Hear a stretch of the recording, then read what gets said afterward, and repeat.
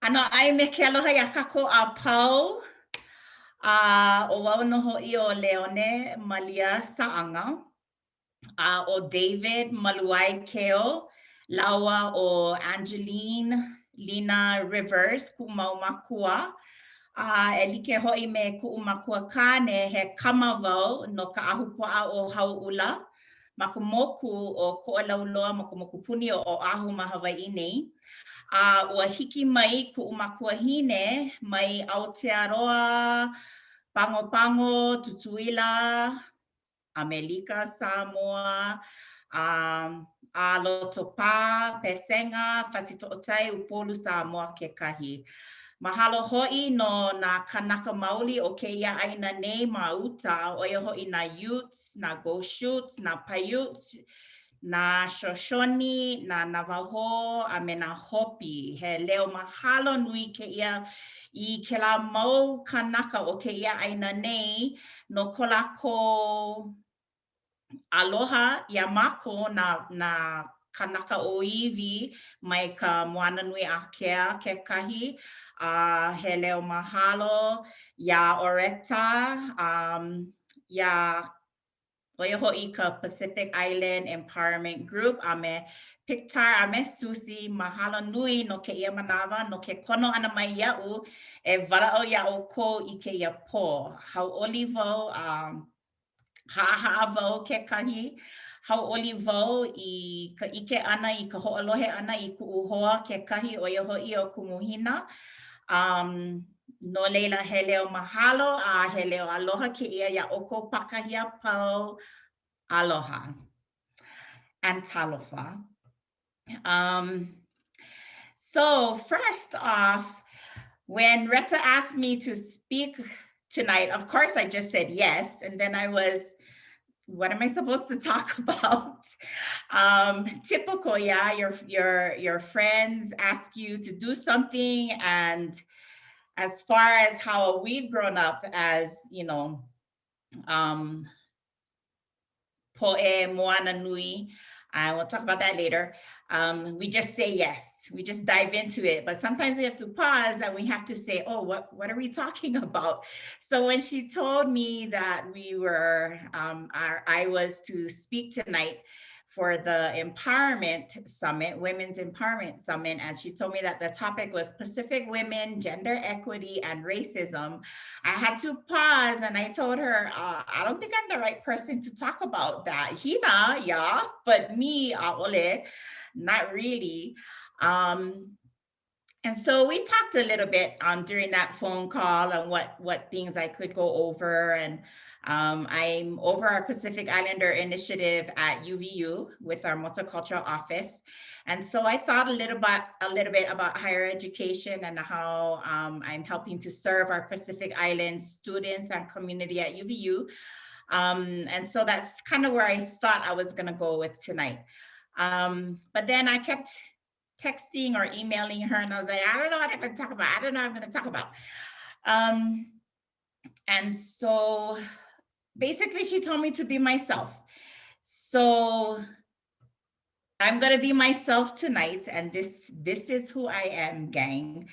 I really, really hate to speak academia because it's not who I am. You know, I prefer to either speak Pidgin or speak Tira or speak Hawaiian. So I'll try my best not to go heavy on the Pidgin. And I think all my Hawaiian is, at least you got it in the introduction. So really quickly, again, the topic for tonight, Pacific women, gender equity, and racism. Naturally, at least nowadays, when you think gender equity, we think, you know, the fight that the Mahu community has to go through. And we, or at least I forget about just any gender inequality. And so for me personally, it wasn't my fight. You know, gender equity, racism was not my fight. It is not my fight, and I didn't have to deal with those issues growing up. I was happy the way I grew up. My childhood was happy. My parents and my family were quote unquote intact. My parents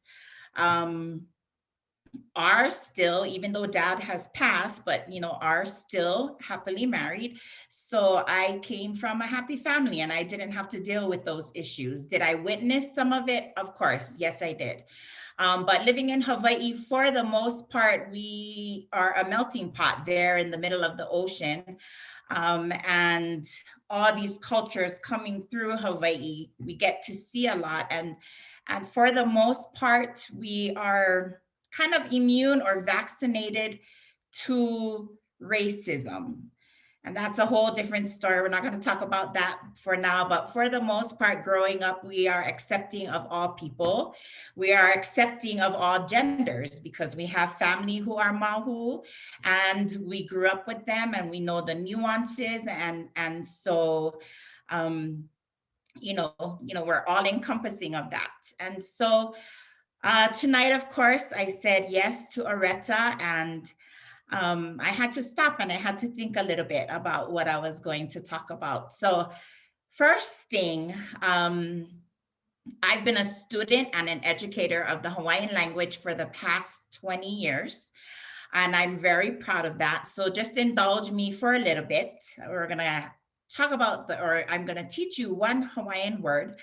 And that word, Hina actually used it tonight, was moana nui or moana nui akea.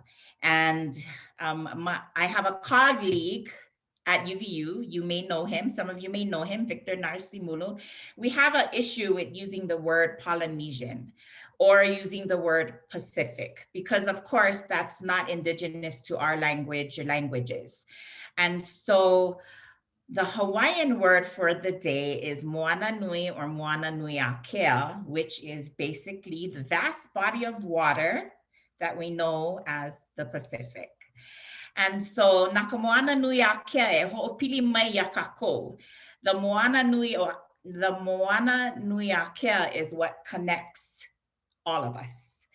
From the tip top of Hawaii to all the way, is it east? Kahikina o Rapa Nui, all the way I Komohana I Kalamai, a kauhema, hema I Aotearoa, a me na kanaka o Komako Mauhoa, hanau I Komohana o Iahoi o Fiji, a Pilaku, everyone else south of that as well. Moana Nui Akea. And so that is why we're here today. Our community of Moana Nui Akea in Utah, and of course abroad, thank you to technology today, which gathers us together to connect, to learn, to share, and to empower each other. And so many of us have heard the phrase, you need to know where you come from to know where you're going. And that is so, so true. So where did I come from? In my introduction, I mentioned that my father is born, raised, and many, many generations from Hau'ula on the Ko'olauloa side of the island of Oahu. My mom, when she migrated to Hawaii or vacated all the way to Hawaii and never left, she left the shores of Aotearoa, but she came by way of Upolu in Samoa. She was born in Pango, and I come from the Amu family, so I have a legacy. I'm a legacy, kalamai, of the pioneers for the Church of Jesus Christ of Latter-day Saints, because Grandpa Amu, what did he do? He donated the land to the Church of Jesus Christ of Latter-day Saints. And so that's who I am, and that's where I'm from. I also think of our theme tonight, Pacific women, and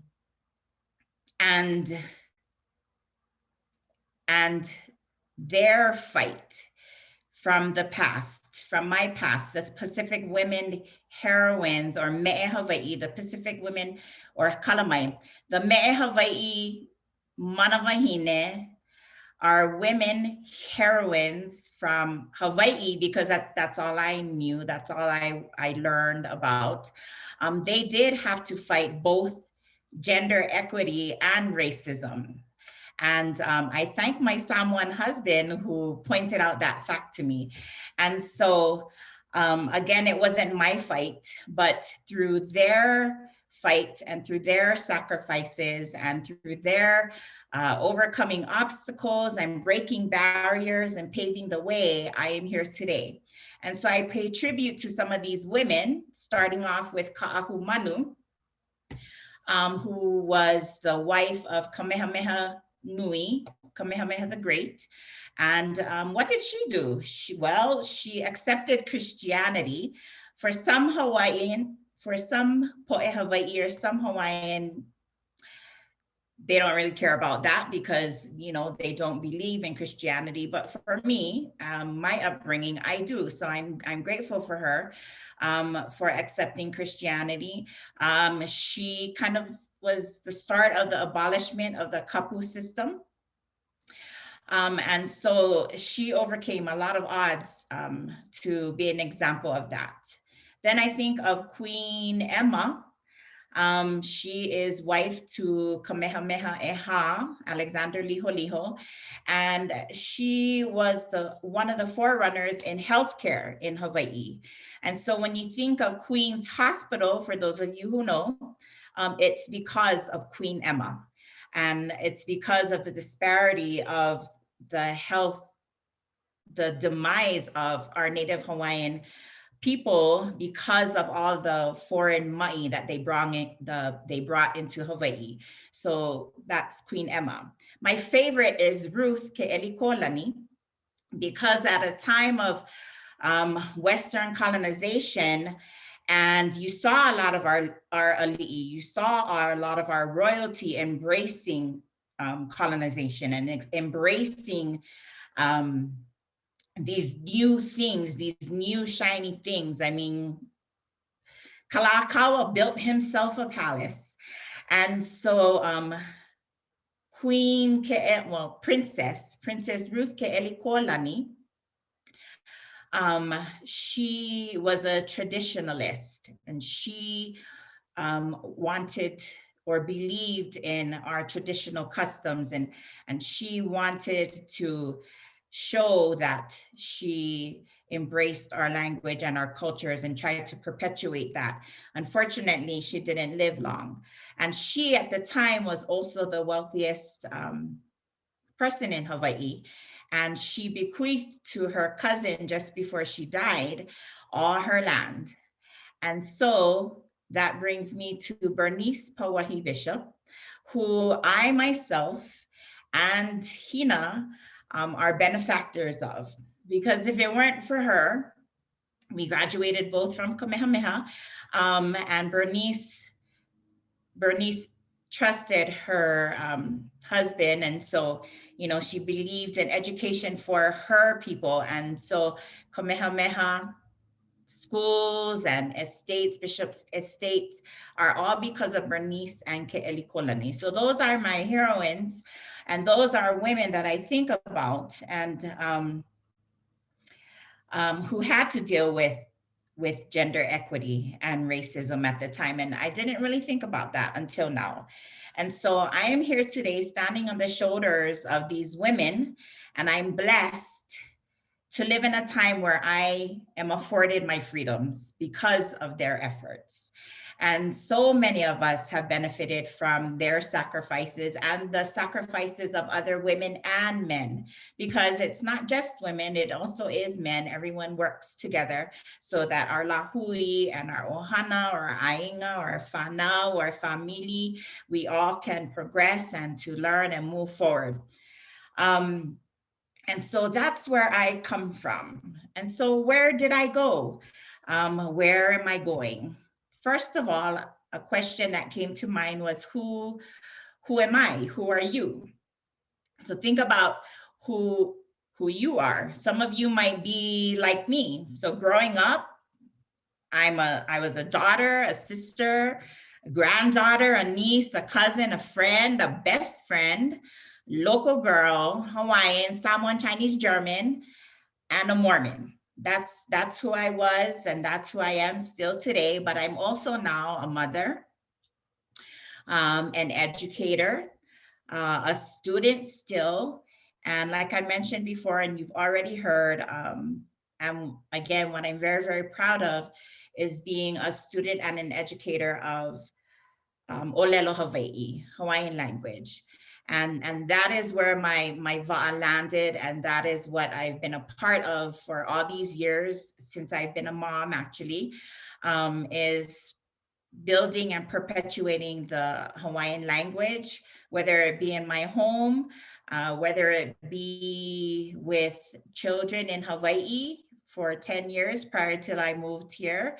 And I continue to do that as a Hawaiian language instructor at BYU, as an auntie to whomever comes through my office at UVU. And tonight here sharing with you, um, having a conversation with Hina, another presenter tonight. And so that is who I am. And going along the lines again of women, because of the foresight of women and even men, such as Kaumealani Walk. She is the mother of and the wife of a family who immersed themselves in Hawaiian language, and who I came to know in church when I was a young teenager. And because of that family and that woman is where my desire came from to learn my language.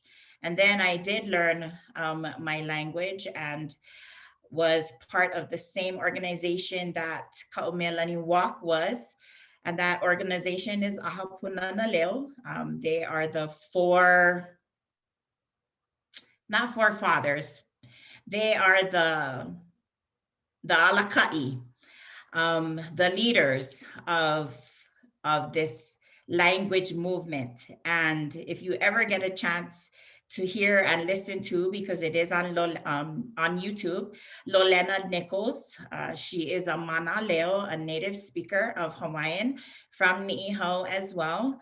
The late Ilei Biniamina, Kawanoi Kamana, Makalapua, Lancaster, along with their Kane counterparts, Larry Kimura, Pila Wilson, Kiope Raymond, and Hokulani Cleland. Because of them, I'm here, and I'm a fluent Hawaiian speaker, maybe not native Hawaiian speaker, maybe neo-Hawaiian, but still Hawaiian.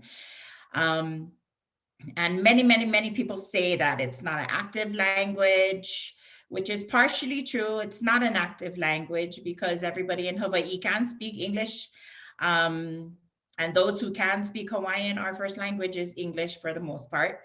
But it is a living language.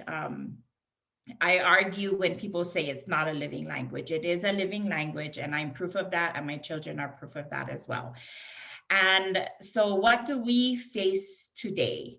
Again, I can only speak for myself, and my story is I didn't deal with blatant racism. I just want to speak briefly on little microaggressions and tokenism. I believe Hina used the word token too. And so I had the opportunity to, or still do have the opportunity to teach some of our students, our students from Wananuiakea in our high school systems here in Utah. And we talk a lot about Polynesians being tokens. And so I had to look up that word, tokenism, because usually I use the word stereotype. But anyways, tokenism, person who is a member of an oppressed group and is used as a token of diversity. Do I feel that way? Absolutely. Perfect example at UVU, when other colleagues from UVU, give me a call. It's not necessarily to ask me to share my story or to teach us about Hawaiian, Samoan, Tongan, whatever. It's usually typically, can your group of students perform for us? Can your group of students perform for our luau? It gets tiring sometimes. And so I teach my students, and we talk about this question. We ask this question, and excuse me, I ask this question of them a lot.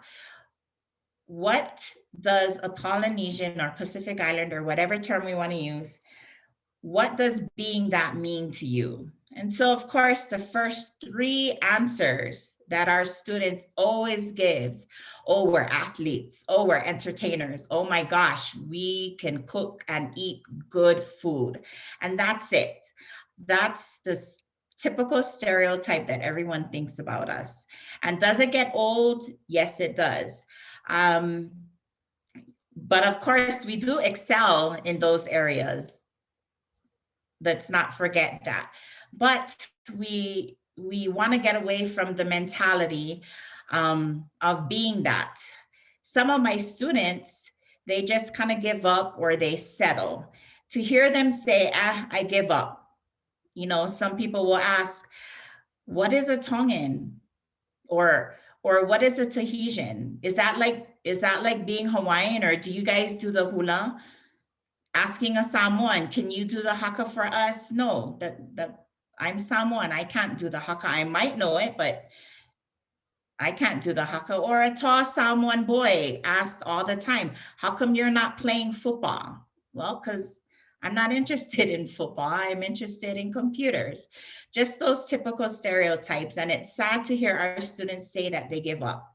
And so while we might not necessarily be facing what we generally think of racism, that's why I chose to talk about racism versus tokenism. And that's what our students or our kids, even my own children, have to go through today.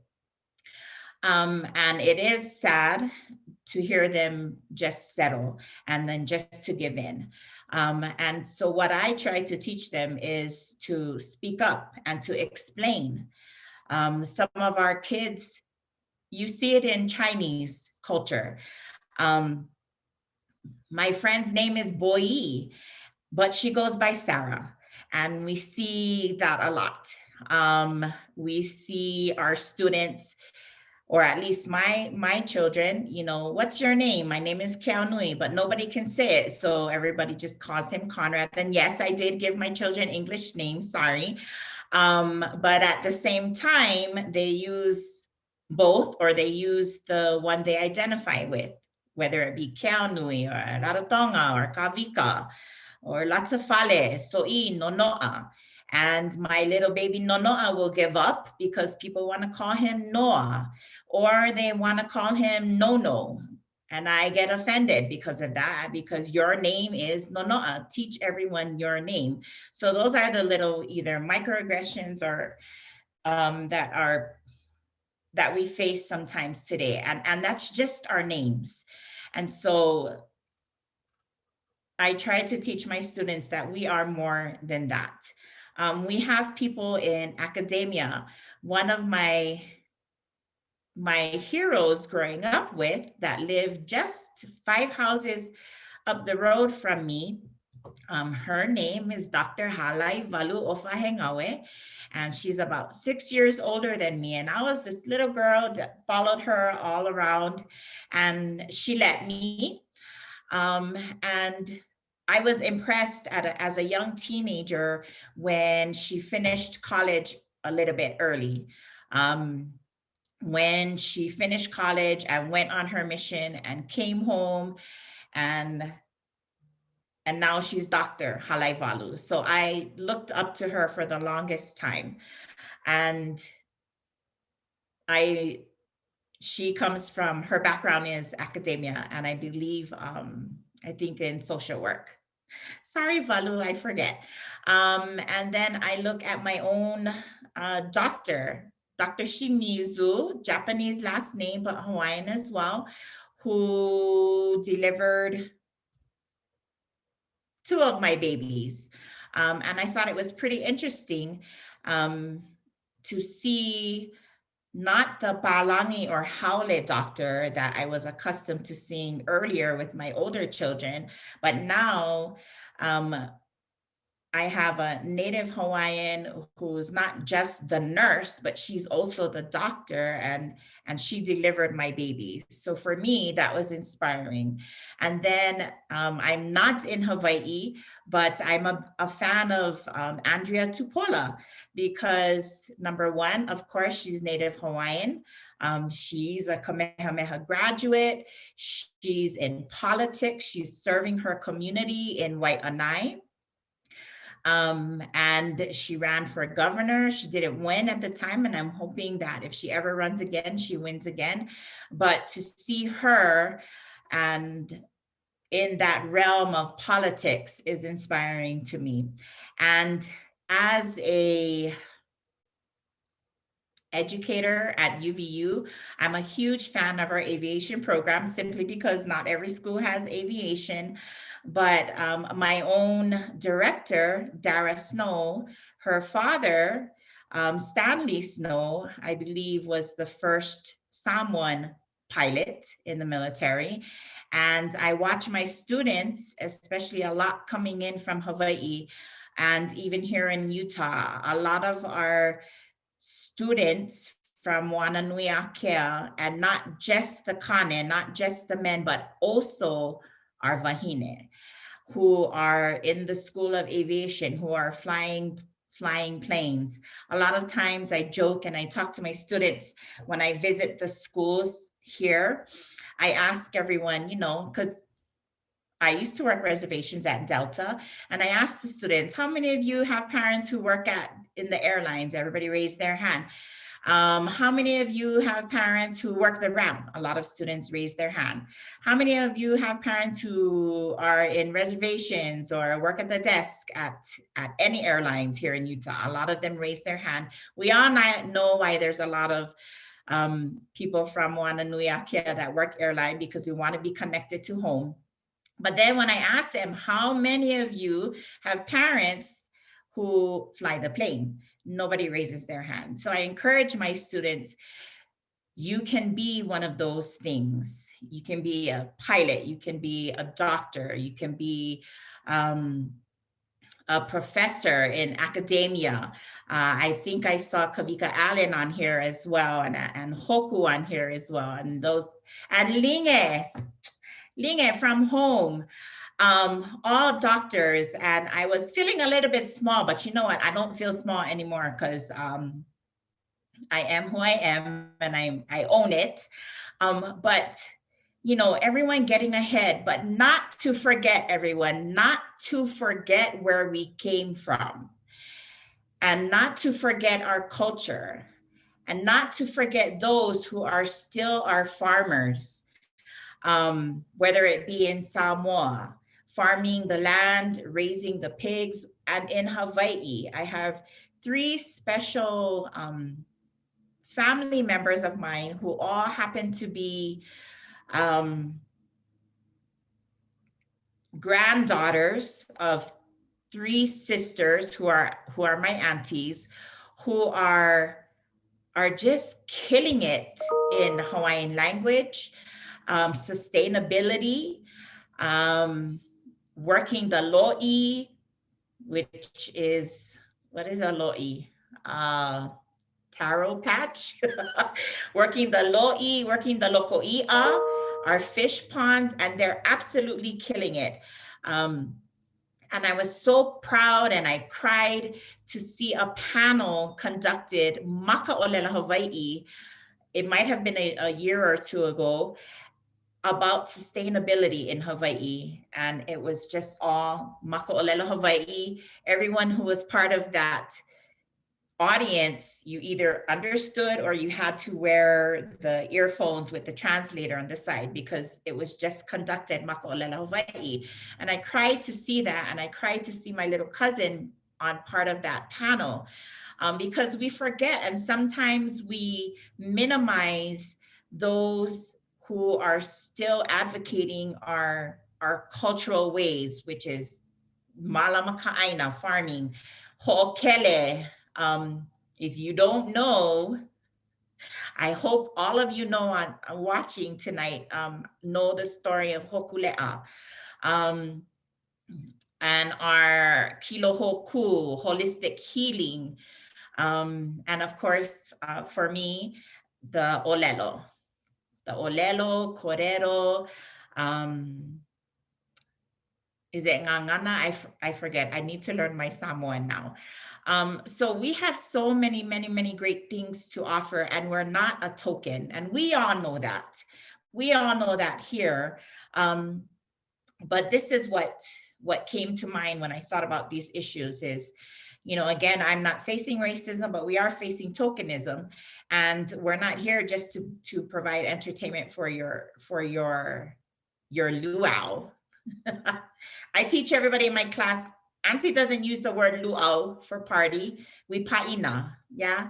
Pa'ina kako. And so we have genealogy, we have orators, like Cy Bridges, who can just spout the whole genealogy and connect you to that uncle that's living in Kaneohe when you live in Hau'ula. If you know your genealogy, we can all connect to all the people that we see here, who are now listening. And because, some of you might have heard the names or the place names that I have dropped, and some of you may or may not know my family. I'm pretty sure there are at least one of you on here that I don't know that may be familiar with those name places or with those family names as well. We are navigators. We all know that. We build bridges.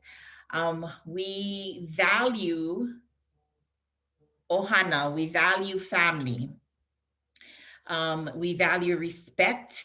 We value land, or our aina, and we all know that we have a responsibility to our aina. And for me, our language. And I think Kumu Hina or Hina talked about it earlier, is the theft of our language. And she used, what was it? Mahaloloha. That is just ugly, Mahaloloha. We have here in Utah, Aloha Orthodontics. And the first time I saw that, naturally, I thought, oh my gosh, do we have, native practitioners from Hawaii? Because it says Aloha Orthodontics and, little surfboards with braces, cute themed or whatever. And I looked and I think I was talking story with somebody, and no, they just named it Aloha Orthodontics because they went on vacation in Hawaii, loved it so much, came back and used Aloha. Some of you may have heard of the lawsuit where a Chicago poke chain tried to patent the word poke. So just those things, just the theft of our language. And I can only speak for Hawaii because I am Hawaiian, and I come from Hawaii. So, but I know there's a lot more, not just in Hawaii. This happens with everywhere. People think that the ori or Tahitian dance is Hawaiian. We've used it in a lot of our movies that we've seen. Some of them I love growing up in Elvis's movies or whatnot. But, just those little things that we kind of grew up with and that we see now and that we plot this name on it called tokenism. I'm just going to call it aihue, just theft, just plain old theft of our culture. But what do we do about it today? And so no longer can we just complain. I mean, if we're going to complain, we better not be sitting down complaining about it. We better be doing something. And what can we do? Well, number one, we need to educate ourselves. Yeah. We can complain about it because deep down inside, or maybe not that deep, we know that something's wrong, and that we know that something needs to be done. So we need to educate ourselves. We need to educate others. Not all the time are they going to accept it, but the fact that you did your due diligence and you did your part to educate others. And if they're not listening, continue to educate. Don't just stop there. We sometimes have to learn from our own mistakes, or we can take the good from our cultures and apply it into our lives. We do have some bad things that we may not accept so much today, but we can learn from that, and we can learn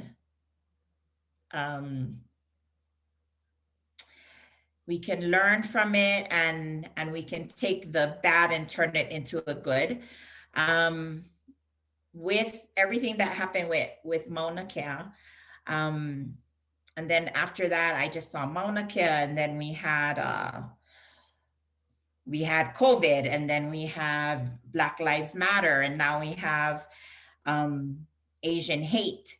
The one thing that I appreciate that we learned, and it's not always the easiest thing to do, is kapu aloha, is to just on the surface of a meaning of kapu aloha is basically to do things with pono and righteousness and love. So I think of being forgiving to those who don't understand, not necessarily accepting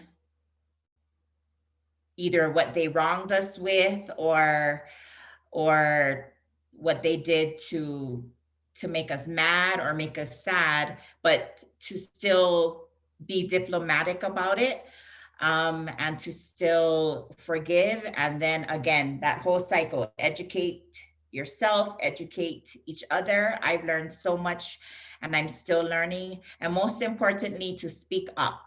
So again, don't complain and sit down and don't say anything. You have to say something. And you have to speak up. And so with that, I kind of want to end again with where I started, which was our me'e manawahine, or my female heroines. And so just for now, and specifically today, a couple heroines in my life that I want to recognize is myself. I can't forget myself. We often don't think that we ourselves are our own heroes, but we are. I'm still here. I'm trudging along. Do I fall all the time? Okay, I fall down and I'm still crawling and trying to get up, but I'll get up every once in a while. I am here today, but myself, my daughters, and I think I see my daughter on here if she's listening. We have so many faults. We have so many things that we have to learn from, and we want to be examples. We don't always, sometimes we fall, but the main thing is that we get up again. And so I do see my daughter on here, and I hope she's listening. But, my daughters are my heroes tonight.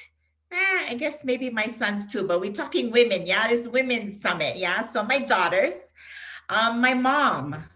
Of course, I can't forget my mom. She instilled in me my faith, and the importance of family. My grandmothers, for whom I'm named after, my first name is Leone, after my mom's mom, and Malia is my dad's mom. And my dad's mom, she passed when my dad was 12. So, but she had a lot of kids. So that is just being strong in and of itself as well, for all us mothers out there, especially us who had plenty kids. I mean, 11, okay. And so, but she died when she was young. So I don't know much about my dad's mom. My mom's mom, however, Leone, She was a strong woman. Some may have called her mean, but she was strong. She loved missionaries that came through her home. She was a labor missionary with my grandfather to help build the temple, the LDS temple in Hamilton, Aotearoa. And so those are my heroes. And then of course, tonight, Susie, with all the work that she's done, and I just barely met Susie here in Utah, and I'm just floored when I see all the work that she's done, and you inspire me. And then Hina's done so much for our Lahui, our nation in Hawaii, and with all her talent and all her tomboyish titterness is where her strength comes from. And she inspired me when I knew her in high school. And she continues to inspire me today. And then, of course, my dear, dear, dear sister, Oretta. Thank you so much for sharing your story again earlier with us before we started this evening. And for all the work, Retta, I had no idea what you were doing back home because, you know, out of sight, out of mind. And then when you came here, I had no idea all the work that you were doing and continuing to do for our community and just for being here tonight. So that's my mana'o, that's my story. That is what I wanted to share. And I hope in some way or form you learned something tonight, or you can take it away and share it with whatever, and maybe inspire somebody or somebody finds value in it. But if it doesn't, at least I know that it inspired me and it has value to me, and it's who I am. So Mekeia Momana'o, I just wanted to end with, my last heroine, Queen Liliuokalani. And her motto is Onipa'a. E Onipa'a I ka'imi na'awau. Let us remain steadfast in seeking knowledge. Mea mana'o, me ke aloha pau ole a oko a pau, o ia ho'i ko'u mana'o, o ia ho'i ko'u mo'olelo. Aloha nui wau ia oko pakahi a pau. Aloha. Any questions? Thank you so much, Leone, for sharing that. If you don't know already, the importance of sharing our history and our culture and how this relates to racism and equity and inequity. In fact, there's still so much historical trauma that impacts our people from a long time ago that you are still seeing in just the experiences and the sharing of the stories that you've heard so far tonight. And a lot of times within our own community, we don't make those connections. Why is it that we have to adjust? Why is it that we have to not be too loud about how we feel about, you know, what has happened to our people, to our islands, to our community, and what continues to happen? We don't make those connections to racism or to the inequities.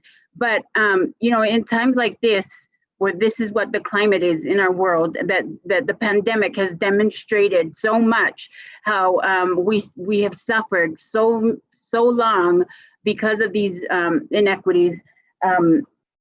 It's amazing to me how our people will go back and just look back at how much we're grateful for, even though we're going through all of this, how much we sacrifice and how much we you know, owe to our ancestors and in remembrance of how we are here where we are today.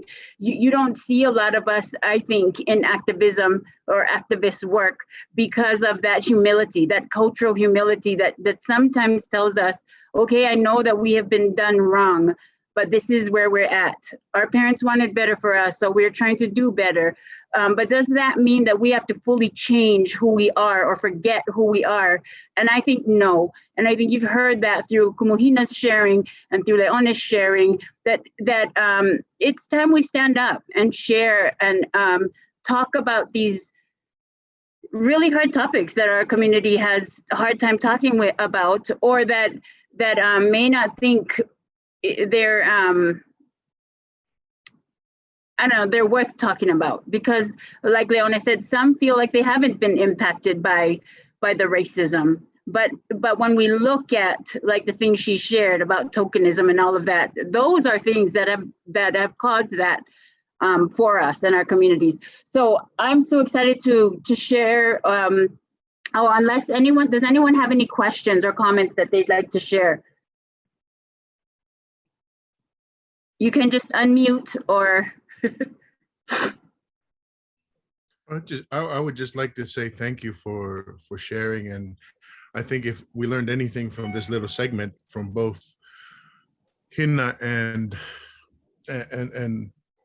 sister who just spoke, is that language is very, very important for us who may not, what's the word I want to use, who may not understand the importance of our language. Our language also is our identity. So, you know, she inspired me to want to learn other languages. Like, I mean, I understand Samoan, but now I really want to learn it. You know, it's there's no excuse. We really don't have any excuse if we really want to help bridge the different cultures and our different our differences that exist. Language is it. And whether maybe we start all learning a song, and then from there we need to make the Pacific Islander "We Are the World" song. Put that together.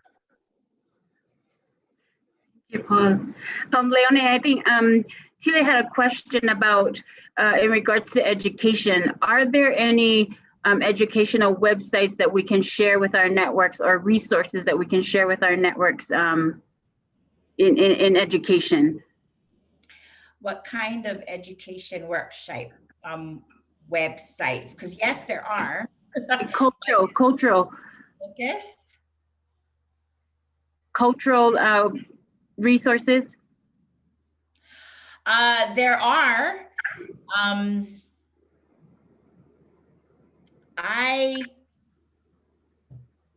When I had asked Tina about how she researches, she said that I just need to sit with myself and figure it out. So I actually do a lot of that, and a lot of it I stumble across. So if you're looking for it, you'll find it. I don't know off the top of my head any specific cultural education websites, but I can look it up and email you. So my email is easy. It's leone.saaga@uvu.edu. And I'd be happy to, if you have a specific theme or whatever that you just want to look up or whatnot, I'll be happy to share with you what I found, what inspires me. I may or may not know a resource that you're particularly looking for, but like Hina said, you know, whatever inspires you or whatever is dear to you, you need to go look for it, and you'll find it if you're looking. And sometimes it just accidentally falls in your lap. A lot of accidental websites that have taken me to where I want to go, honestly, comes from just wasting time on Facebook. And so, you know, Facebook, we can just go down that hole and get lost in it, but there's a lot of it that have taken me to where I needed to go at the time I needed it the most. And so I don't know if that answers your question, but again, I am happy to email you if you want to email me. I'm just writing my email right now inside the chat, and so I'm happy to help you find your way to whatever you're looking for.